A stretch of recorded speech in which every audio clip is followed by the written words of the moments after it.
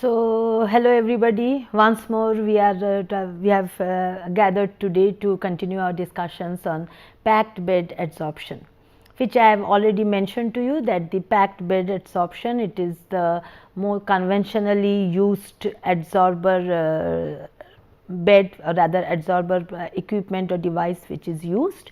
And as we have already discussed, and it is quite evident to you that the packed bed adsorption, it is a unsteady state rate controlled process. And just as I had started my discussions, we know that this packed bed adsorption, it can be used for different types of feed. The feed can be a gaseous feed, the feed can be a liquid feed. Generally, if we have a gaseous feed, the concentration of the adsorbate in the gas stream, that is denoted by the partial pressure conventionally.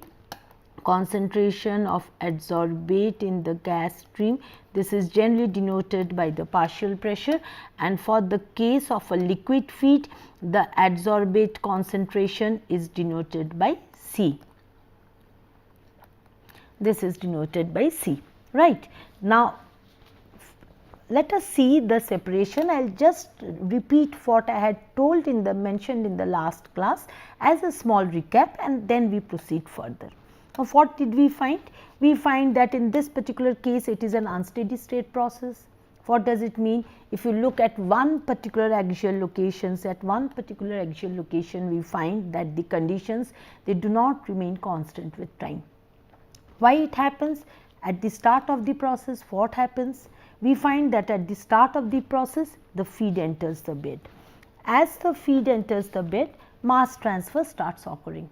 Initially, mass transfer occurs near the inlet, and the concentration of the adsorbent in the fluid phase, that decreases from the initial value of Ci to a value of say Ce or whatever it is, to much lower value, which is almost equal to 0, a very low value, and this occurs over a very narrow zone. Now, initially we find that this particular narrow zone, this is known as the mass transfer zone. The zone of the bed or the portion of the bed where mass transfer occurs is known as the mass transfer zone. With progress of time, what happens? Mass transfer keeps on occurring in that initial portion of the bed.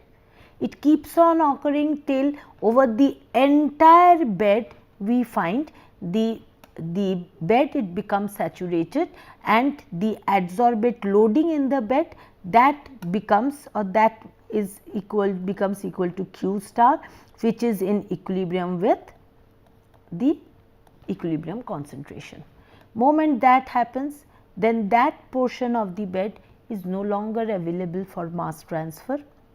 Equilibrium has reached there, and that portion is known as an equilibrium zone. So, under this condition, what happens? When the initial part of the mass transfer zone, that becomes saturated, it is not able to adsorb any further solute, it becomes the equilibrium zone.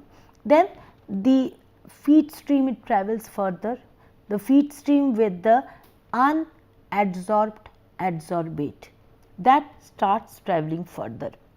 As it starts travelling further, the mass transfer zone, we find it also starts moving from the initial part of the bed to further downstream. And then the mass transfer zone, it shifts downstream to the equilibrium zone, and mass transfer starts occurring here. So, therefore, after some time, this region, it also in this region, the initial concentration of the adsorbate in the stream is Ci, and here it is equal to Ce, and here mass transfer, it continues to occur.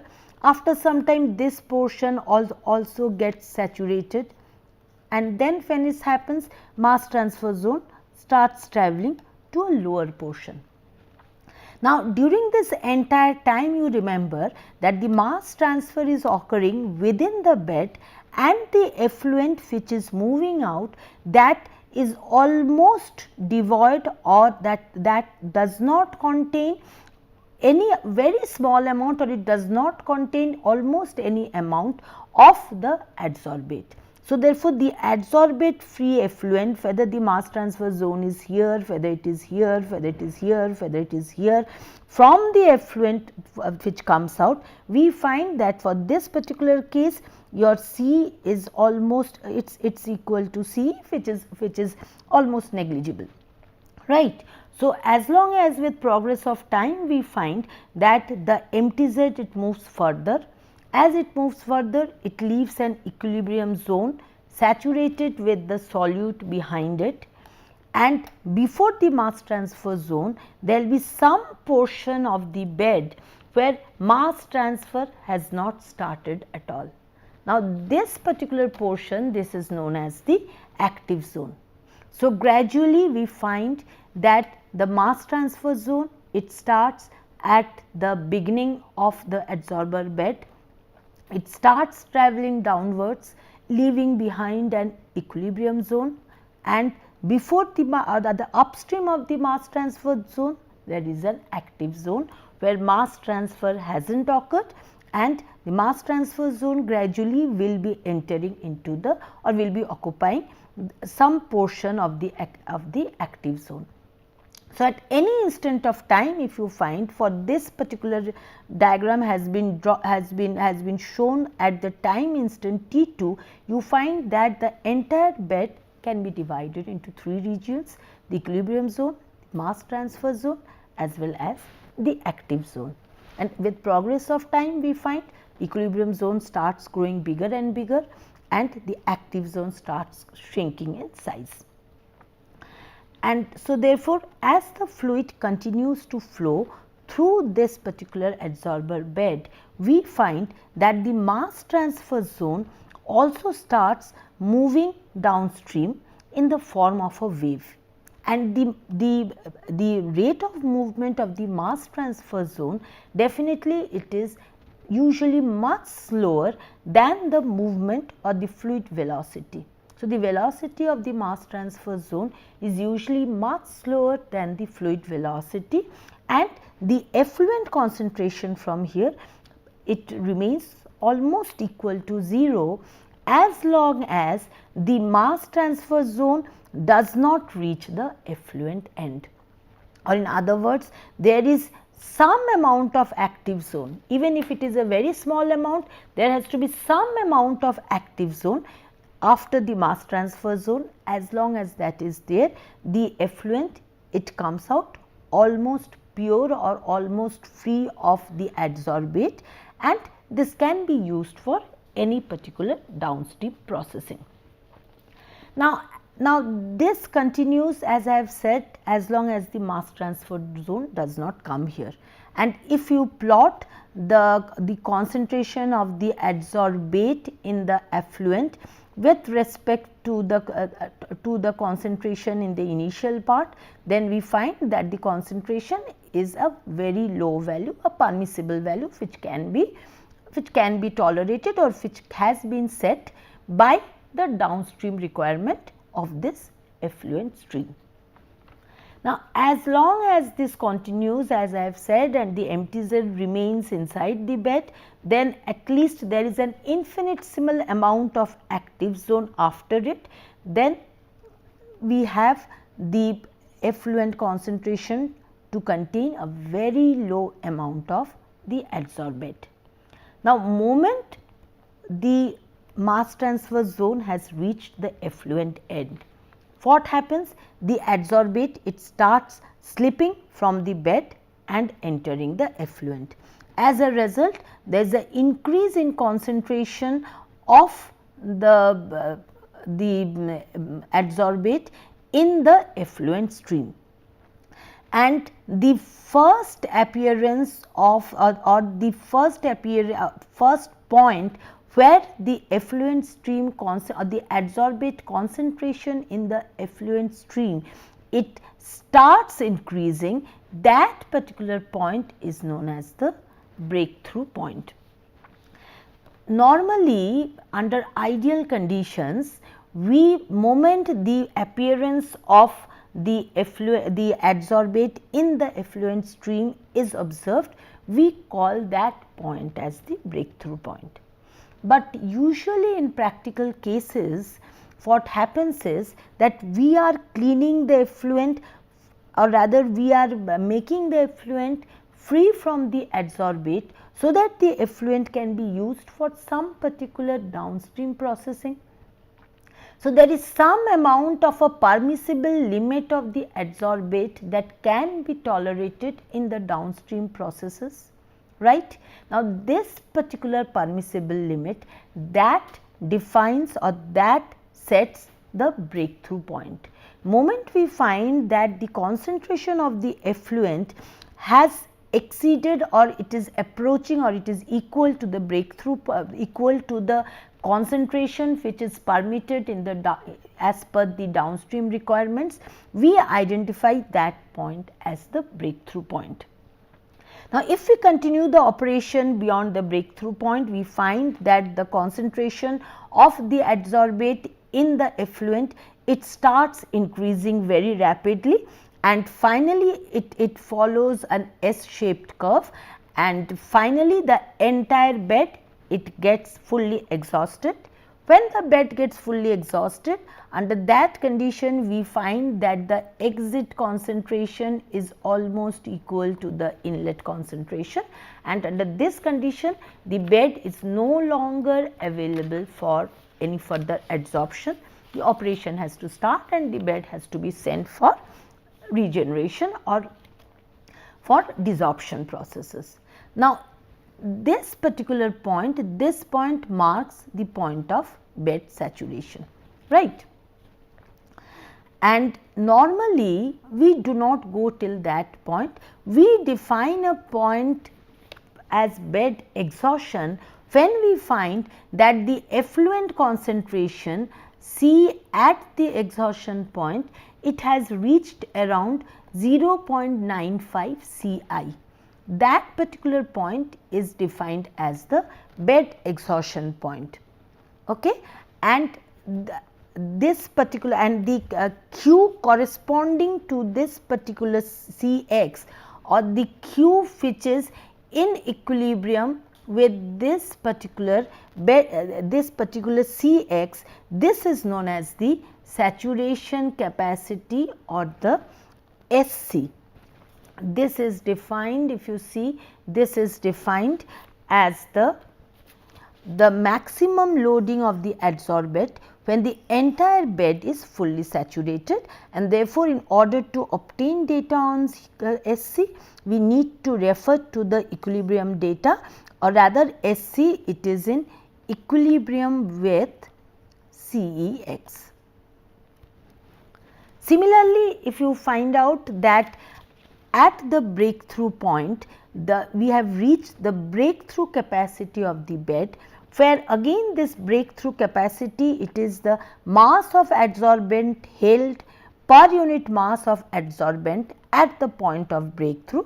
So, naturally at this particular point BC, it is in equilibrium with the breakthrough concentration Cb, which has been obtained at this particular point, the breakthrough point Tb. So, therefore, the breakthrough capacity is the capacity of the bed or the adsorbate loading per unit mass of the adsorbent, which is in equilibrium with Cb, which occurs at the breakthrough point, which occurs at Tb, right. So, therefore, this is the way in which adsorption occurs. Now, just as we have generated a breakthrough curve, this particular curve that you see, this is known as a concentration breakthrough curve. It was mentioned in the previous slides. In the same way, we can also generate a temperature breakthrough curve as well for gas phase adsorption.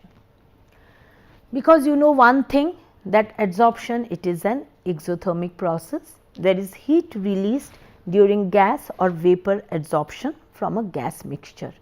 Now, normally gas, it has got a very low thermal conductivity, the porous adsorbent also there as gas contained. So, it has a very low thermal conductivity.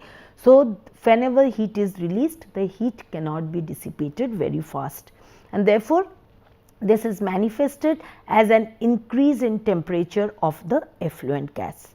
So, what we can do?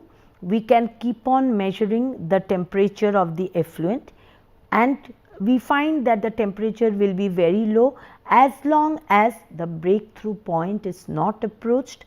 At the breakthrough point, the temperature increases locally, and by this abrupt increase in temperature, this can be related to the concentration permissible or the breakthrough concentration, and from this rise in temperature we can get a rough indication of the breakthrough point.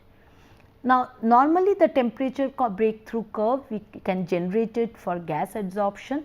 Since in the case of liquid adsorption, the temperature rise, it is relatively less, and as the heat gets dissipated more easily. So, therefore, the temperature concentration or rather the temperature breakthrough curve cannot be generated for such a particular condition. So, from here what do we get? We find that we can operate a bed till we reach the breakthrough point. Beyond the breakthrough point, when the bed has approached a breakthrough capacity, we cannot operate the bed anymore, because moment we try to operate, the concentration it increases very rapidly, and therefore, this cannot be permissible for the downstream equipment, and therefore, we have to stop the operation slightly before the breakthrough curve. So, therefore, there is one other thing also that we have to remember, right. It is very important that we know the fraction of the breakthrough capacity as a function of the saturation capacity. Can you tell me why?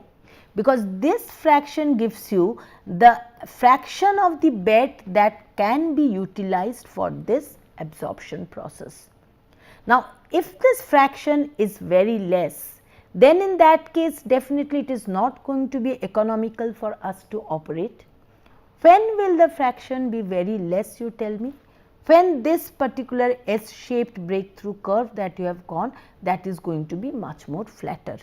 When it is going to be much more flatter, then we find that the breakthrough capacity will be a small fraction of the saturation capacity, as a result of which we find that the fraction of the bed utilized will be very less, and definitely we would like to maximize the amount of bed for the particular adsorption process. So, for if such a situation happens, then what we do under this particular situation, we can have one particular bed where the feed enters and the effluent comes out. Now, this effluent at more or less when very less amount of bed has been utilized, this effluent it reaches the breakthrough concentration Cb. So, under that condition what we do?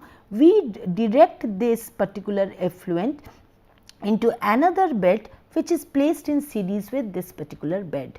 Now, through this particular bed, an identical bed, then we direct the effluent through this bed, such that in this bed the concentration, even if when it comes out from here, we find that the concentration will be quite high, it may be close to the C exhaustion. Here the concentration is greater than Cb, but when it comes out from this bed, then for this bed the concentration does not exceed Cb, right.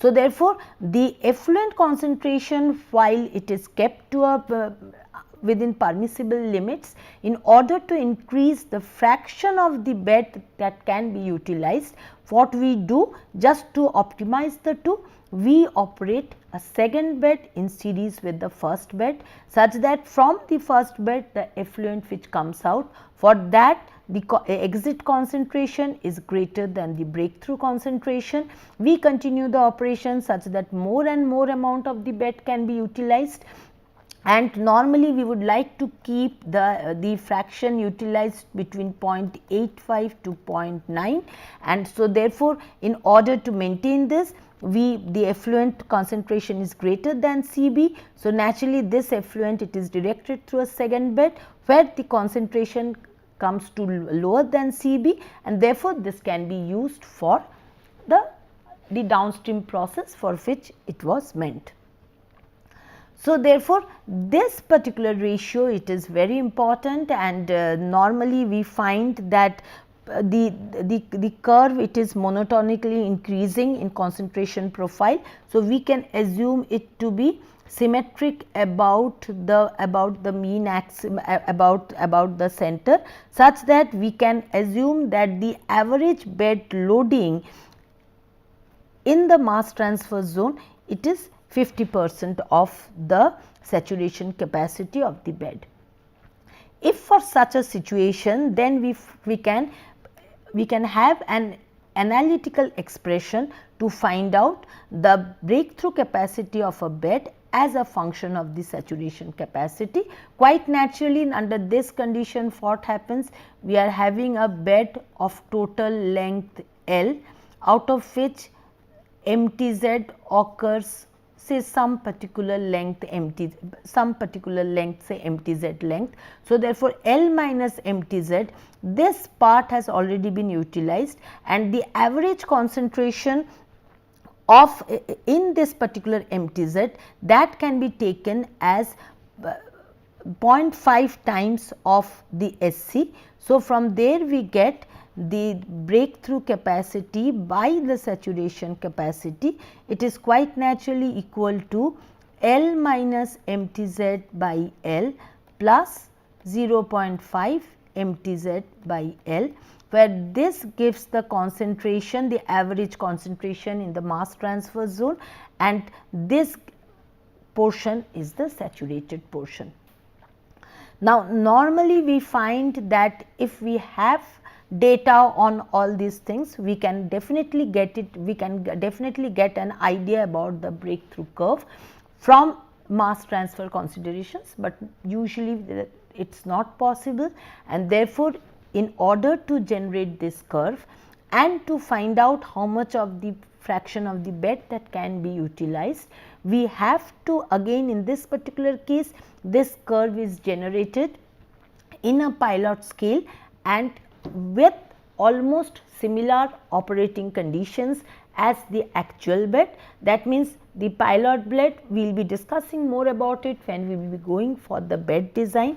The pilot bed will be operated with the same feed concentration, with the same adsorbent that will be used, and will ensure that the velocity of the feed through the pilot bed is the same as the velocity of feed in the actual case, such that the mass transfer coefficient is the same in the pilot bed as well as in the actual bed, and based on such a condition, the breakthrough curve is generated in the pilot bed, and the information obtained from the breakthrough curve is utilized for design of the actual bed condition.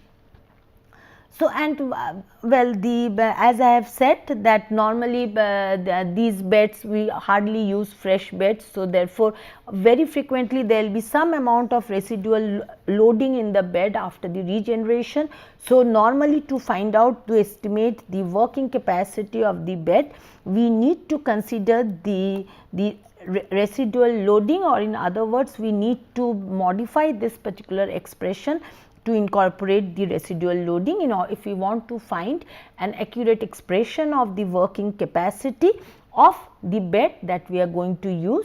In most of the cases, the bed does not comprise of fresh adsorbent, but by regenerated adsorbent, right. So, therefore, there are two things which I would like to mention here. First thing is that for design, it is important, or it is best that we determine the breakthrough point and the breakthrough curve for the particular system experimentally under conditions as close as possible to the process conditions, and both for the actual bed as well as for the pilot scale, it is important that the bed length is at least greater than the length of the mass transfer zone, in order to ensure that the solute concentration in the effluent is negligible, and at least to start with, and the bed can be operated effectively for the specified adsorption process. Well, this is just a recap regarding the factors which affect the shape of the breakthrough curve.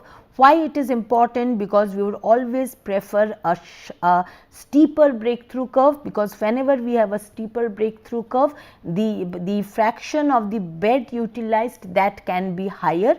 So, therefore, we would always opt for a steeper breakthrough curve, and therefore, the shape of the breakthrough curve is much more important. If we have a breakthrough curve which is much more gradual, then naturally the F used becomes lower, and as I have already mentioned, for that under that condition we have to devise other ways by which F used can be maximized.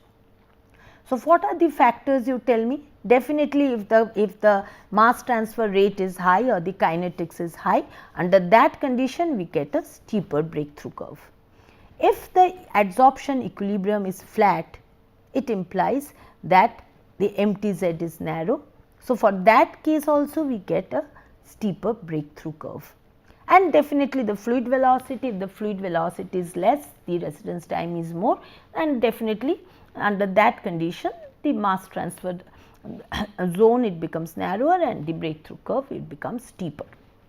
Well, after we have discussed the characteristics of the packed bed adsorption, it is quite evident that for packed bed adsorption the equilibrium isotherm is important. Along with that, the breakthrough curve is also important. There are a large number of in situ factors which affect both, and therefore, the conventional practice is to generate both the curves in the pilot scale at conditions similar to the actual plant operation, and then use those things. Now, before I go to the bed design, I thought it is very important to discuss about the desorption or the regeneration of the adsorbent, because mostly the regeneration part is very important and we need to regenerate the bed and use it again, right. Now, you tell me what are the processes, or rather what can be the process for regenerating the bed. We would first discuss the gas phase adsorption. There are, since the gas phase adsorption is influenced both by pressure and temperature. So, therefore, there are more ways of regenerating a gas phase adsorption, and then we will just be touching upon the methods of regenerating the liquid phase absorption. Let us see for a gas phase how can we regenerate it. There are two ways. If you observe the isotherm, you will understand that in order to decrease the loading, we can reduce the pressure, we can reduce the total pressure, we can reduce the partial pressure of the adsorbate. Once we can reduce the partial pressure, the adsorbate loading comes down, or the equilibrium adsorbate loading comes down. Naturally, the remaining amount of the gas, it has to be dissolved from the solid. Now, for reducing the partial pressure, there can be two ways. What are the two ways? We can reduce the total pressure. We can evacuate the bed, or we can operate the bed under very low pressure. If the pressure is close to vacuum, we call it a VSA, the vacuum swing adsorption, or in other words it is called the PSA. There is also one other way by which we can decrease the partial pressure by keeping the total pressure constant. What can we do? We can introduce some amount of inert components. That also serves the same purpose and it decreases the partial pressure. Accordingly, we can have desorption by PSA for gas phase adsorption. Normally, we find that the PSAs, they are quite fast, and therefore, normally whenever adsorption occurs, it occurs in cycles of adsorption and desorption. So, therefore, the cycle time, it is quite less for PSA, it is in the order of minutes. Now, other than pressure, we can also play with temperature. Why? Adsorption is exothermic. So, naturally, adsorption will be faster at lower temperature, and definitely adsorption operations are performed under ambient conditions. Now, suppose we heat the adsorbent bed. What happens? If we are heating it at a constant partial pressure of the gas, or at a constant concentration of the adsorbate in the liquid phase, naturally we find what happens, that from the isotherm at T1, it simply falls to the isotherm at T2. So, therefore, we can see that there is a decrease in Q, the adsorbate loading, from Q1 to Q2 in this particular case. Normally, this heating it is done by using some amount of a purge gas, or maybe by use of hot purge gas, or by the use of steam, because this serves a dual purpose. What is the dual purpose? The steam, it firstly heats the adsorbent bed, as a result of which the temperature it increases from T1 to T2, and we find that the loading decreases. Along with that, it also decreases the partial pressure of the adsorbate. So, naturally we find that with this coupled effect, actually we can find that there is a decrease of Q from Q1 to say Q3. So, therefore, by this process adsorption becomes much more the desorption becomes much more effective. Now, as we all know that thermal processes, they are always slower, and therefore, TSA it requires a longer cycle time, maybe in terms of hours, and therefore, TSA it is almost used for feeds with a very low concentration of the adsorbate. Now, other than this, these things I have put up a table with the different advantages, disadvantages, etc. for TSA, PSA, etc. so that you can refer to this and you can find it out. TSA can be used for both liquids and gases, and as I have told you that its main disadvantage is the long cycle time, and the other disadvantage is that when you are heating it and then you are again using it for adsorption. So, therefore, the adsorbent that is repeatedly being subjected to heat and cooling, heating and cooling. So, therefore, with this particular cycle, naturally what happens, the adsorbent it tends to crumble up, there is a greater generation of fines, and naturally with that the pressure drop increases and the adsorbent also decreases with high temperature. So, these things have to be considered, but TSA is one thing which you can use both for liquids as well as gases. PSA I have already defined. VSA is nothing but when the pressure is much low. There is one other operation which we perform when neither PSA nor TSA is possible. What do we do under this condition? We have a bed, it is saturated with the adsorbed gas. We send some other, either a gas or a liquid or a vapor, right, which is known as a displacement fluid. Now, what this displacement fluid does? This displacement fluid has a greater affinity for the adsorbent. Therefore, the displacement fluid it tends to get adsorbed, and in the process it displaces the occluded adsorbate and releases them from the pores of the adsorbent. Here also it serves a twofold purpose. Firstly, due to the preferential adsorption, it releases the adsorbate from the adsorbent. Secondly, it also decreases the partial pressure, and therefore, that also enhances the desorption process. The one advantage of this is that when the displacement fluid is used for the desorption process, then two processes occur simultaneously: adsorption of the displacement fluid in the bed and desorption of the adsorbate from the adsorbent. Since both adsorption and desorption occur simultaneously, so therefore, the temperature changes in this case is much less, and an isothermal operation can be guaranteed under, or rather it is much more ensured for this particular case as well.